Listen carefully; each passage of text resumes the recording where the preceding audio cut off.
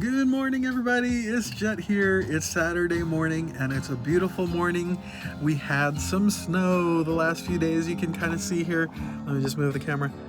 You can see a little bit of snow is left on the ground. It's all melting away today. We got some sunlight today.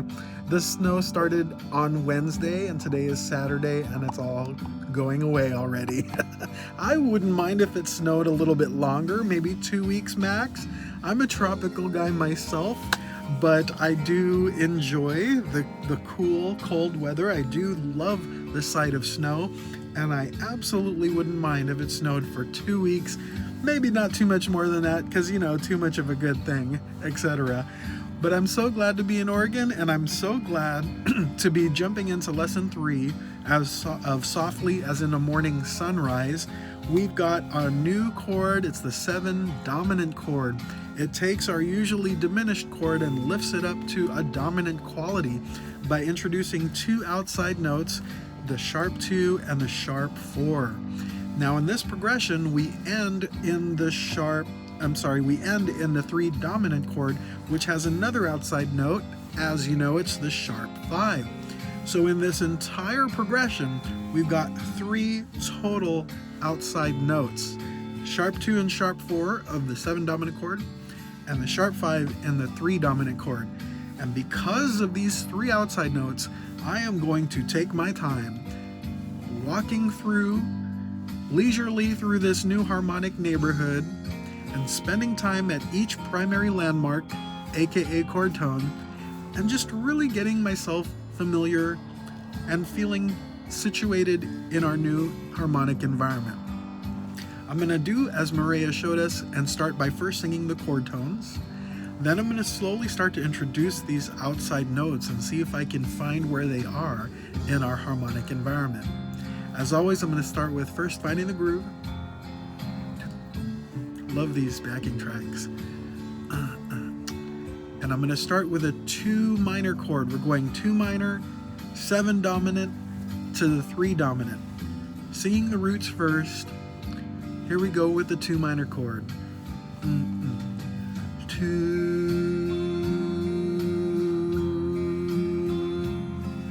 7 is the root. 3 is the root. It's 3. Let's do the roots again. Down to 2, 2 to 7, and back to 3. That's where it's at. Battery's about to die. I hope I make it through the video before it dies. All right, here's the root of the 2 chord. 2, sharp 2. I love that lift. That's our first outside note in the 7 dominant chord. 3. Let's go back and see if we can find that sharp 2 again. 3, still in the 3 chord. 3, back down to 2 minor chord. 2. Let's find that sharp 2. 2, sharp 2. It lifts us up out of the minor. Sharp 2. 3, 2 is the regular 2. 3, 2, 3.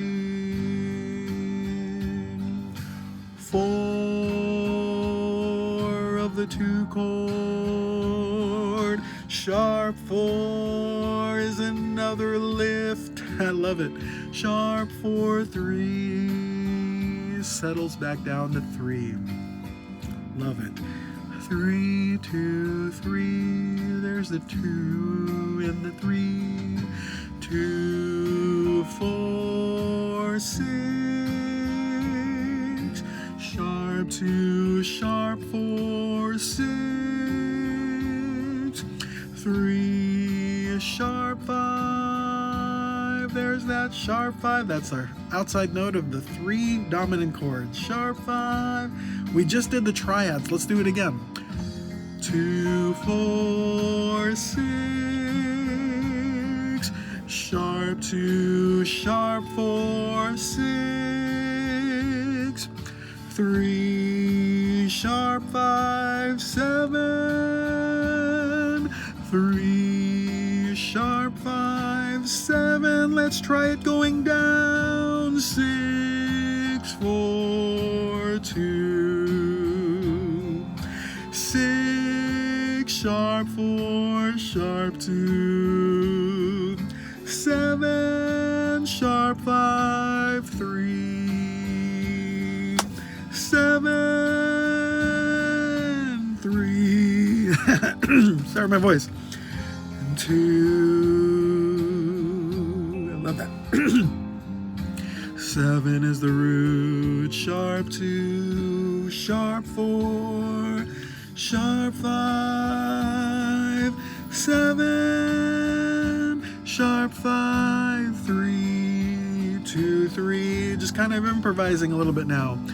And 2, 4, 2, 6, sharp 4, sharp 2, sharp 4, 6, 7, sharp 5, 3, 2, 3. Finish strong.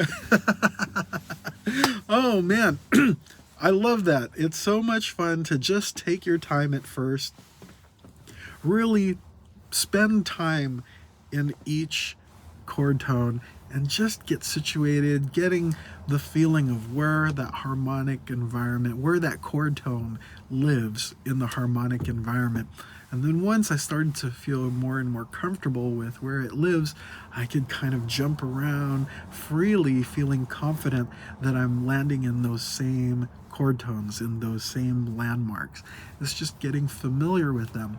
And it was fun to kind of outline the triads, going up the triad, then coming back down the triad. That's a fun little exercise. I don't think you would improvise that way, but I think it's a fun tool, a fun way of getting comfortable with motion, with moving through the chord tones across the chord progression.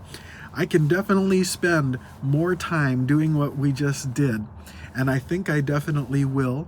And in addition to that, I may also start trying to sing the outside, not the outside, but the non-chord tones, the ones that aren't circled, and see how those feel and sound going across our melody paths. So that's going to be fun too. So that's it for our lesson today. I just wanted to mention how much I love the feeling of lift that the 7 dominant chord gives us coming out of the 2 minor. The 2 minor chord sounds kind of sad, right? Melancholy. And then suddenly the 7 dominant chord comes and lifts you up out of that. It takes the 2 and lifts it to a sharp 2, takes the 4 and lifts it to a sharp 4. Then it lands very comfortably into the 3 dominant chord, which has that sharp 5. And it lands beautifully there. Now, to my ears, because I'm only focused on this progression, to my ears, it feels like that's the what do you call it? The home note, the tonal center of the whole chord. I feel like the whole chord progression wants to land in 3. Now, I remember David mentioning that 3 ultimately wants to resolve yet again. This whole chord progression will yet again resolve even further, ultimately to the 6th chord. And I'm not feeling that yet because I'm focused mainly on this progression. But I'm pretty sure that once we get this progression in the context of the whole song, I'm gonna really strongly feel this chord progression wanting to resolve to the 6th minor, like David said. For now, I'm just focused on this chord progression. So for now, it just feels like 3 is home base. We'll see what it feels like when we get the whole song in place. I know it's going to want to do what David said. It's going to want to resolve into the 6th minor chord. And I'm looking forward to feeling that sensation as well. So this is so much fun, just knowing that we have these tools at our disposal. So if you were going to write a song or compose a brand new piece of music and you want to give your listener that feeling of lift out of a minor feeling, you know that you can take them from a minor to a dominant chord to give them that feeling of lift. And when we're improvising, we know that we can highlight the sharp 2 and the sharp 4 of the dominant chord to really emphasize that feeling of lift when we're improvising. So these are just some cool, awesome little things to have in our tool belt to use when we're making music, whether you're composing it or just improvising on the spot. These are fun little things. And I can just imagine people like Bach and Beethoven and Mozart who all have visited these exact musical neighborhoods and they have experienced the same exact thing, which is why they composed what they composed, to give their listeners that specific feeling. So that's just so exciting to me. Just the thought of that just really excites me. It's a powerful thing that we have here, that we got going. So thank you so much for watching, and I look forward to seeing you on lesson 4. Have a beautiful and blessed day wherever you are, and we'll see you on the next video. Bye for now.